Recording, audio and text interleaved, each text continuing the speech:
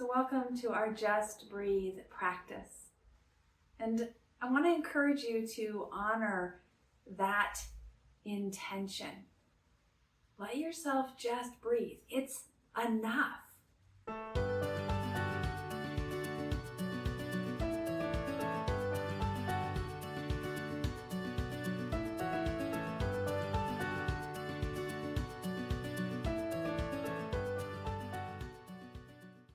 Well, let's go ahead and find a comfortable sit.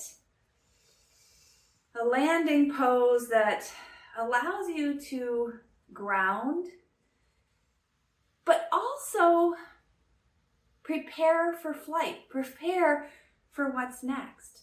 So finding that comfortable pause to deepen our introspection, our awareness of the state of our being. Feel the breath come in. Feel the breath leave. Where does it travel? And how much of that path are you sensorily aware? And how much of it is that confidence or that familiarity, that trust that the breath is in fact entering and exiting the lungs, gathering up fresh oxygen through the bloodstream and the heart, and traveling to every single cell of the body. Every cell of the body breathes in this same fashion. It takes in what it needs, and it lets go of what is no longer needed, what has been used up, transformed, and no longer serves. So letting go is as important as welcoming in, as receiving.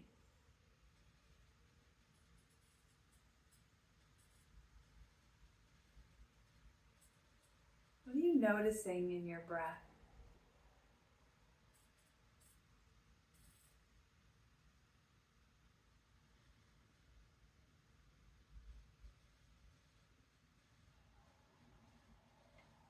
Patanjali listed our breathing practice as the fourth limb.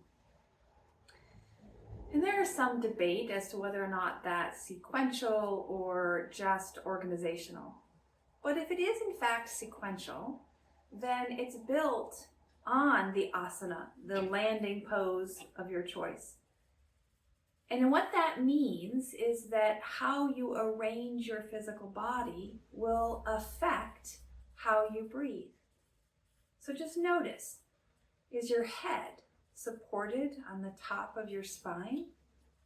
Or is there perhaps a bit of a drop or a tilt, adding extra burden, extra weight-bearing responsibility to the muscles of the back? Where are your shoulders, your elbows? What is the tension in your jaw or across your forehead? But if we take another step back in this linear idea of the 8 limbs, we come to our yamas and our niyamas, our ethical principles.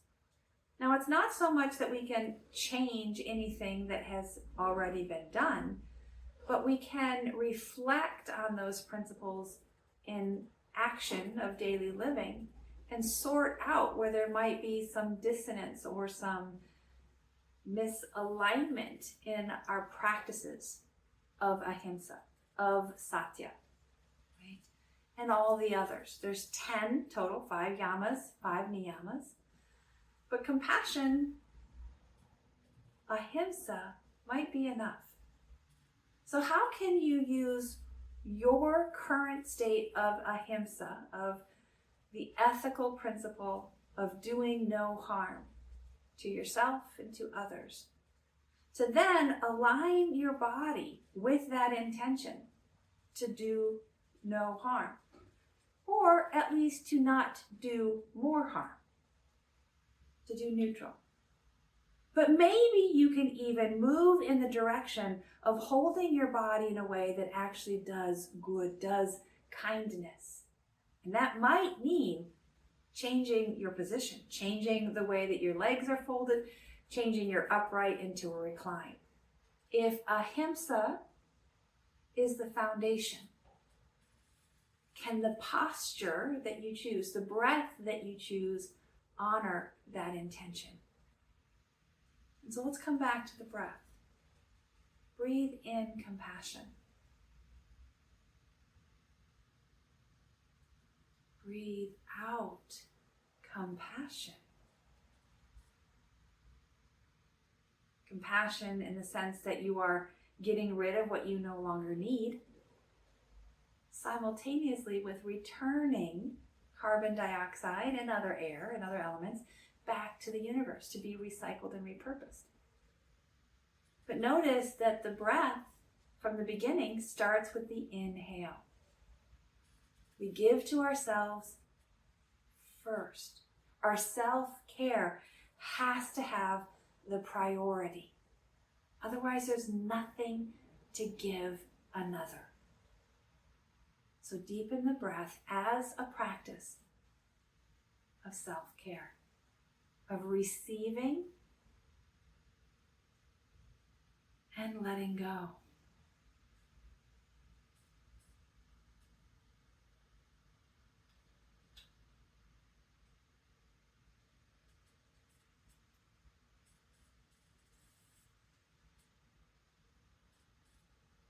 When we explore our breathing practice in this way, we're already engaging a little bit more into that pratyahara, that turning of the senses inward.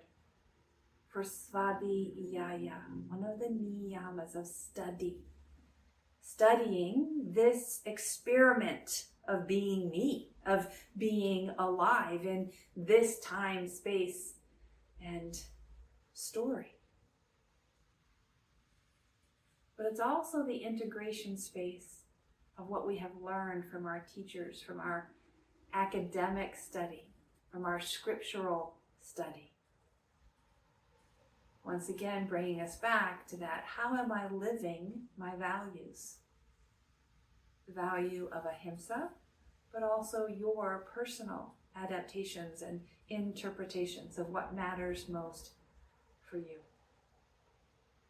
So let's bring a little effort into this practice, mainly as an edge to be tickled, to remind us that effort is required in living according to alignment in our values. So as you exhale, gather the pelvic floor and then draw it up towards the solar plexus. On the inhale, soften, let the pelvic floor and the outer tissues blossom open. Exhale, gather and draw it up.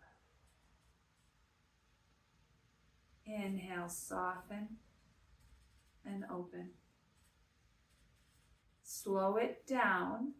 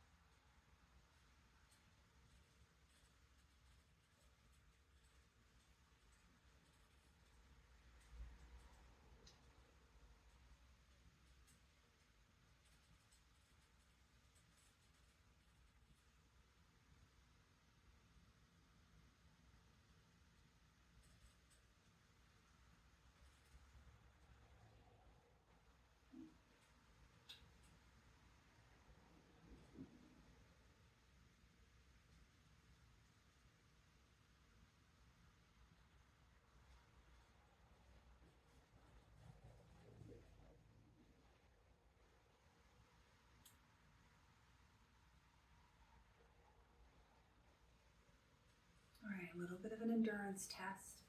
I want you to gather from the pelvic floor, squeeze and lift it up. Hold that lower bandha closed tightly and take 3 breaths from your diaphragm.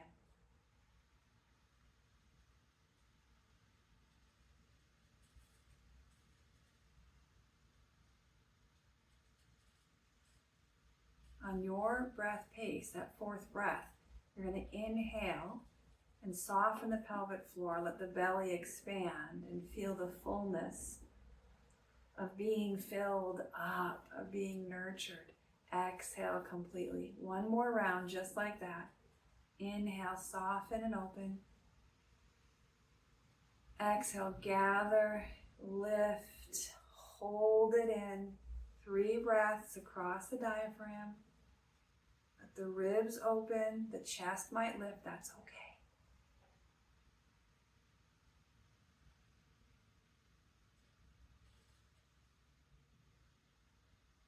And that 4th breath, your timing, inhale and open.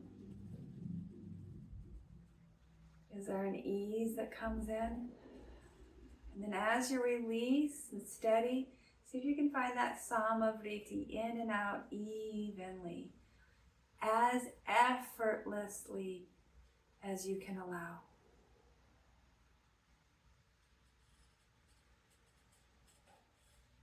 The yoga practice is that meeting space of where we've been and where we're going by being in the now.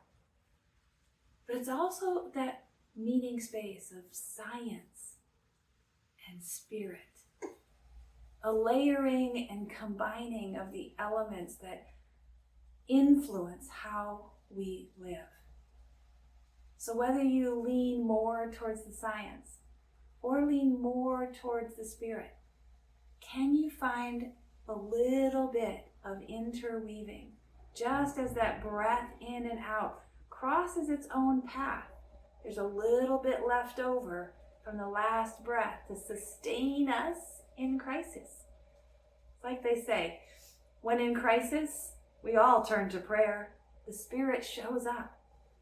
And can we keep that sense of openness, whether we call it prayer or we call it meditation, or we call it whatever language makes sense with our mind, our heart, and our belly? Can we make room for that intersection where science and experimentation meet divine intervention and spirit, meeting prana at the intersection where body, where mind meet at the doorway of the breath? Take 3 more breaths. This is the doorway. What are you opening to?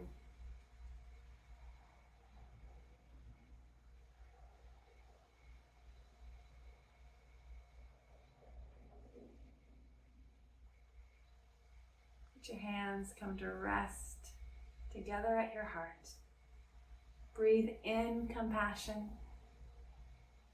Breathe out compassion. May you breathe deeply.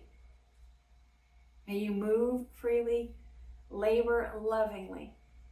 May you live vibrantly and intimately with prana. Namaste.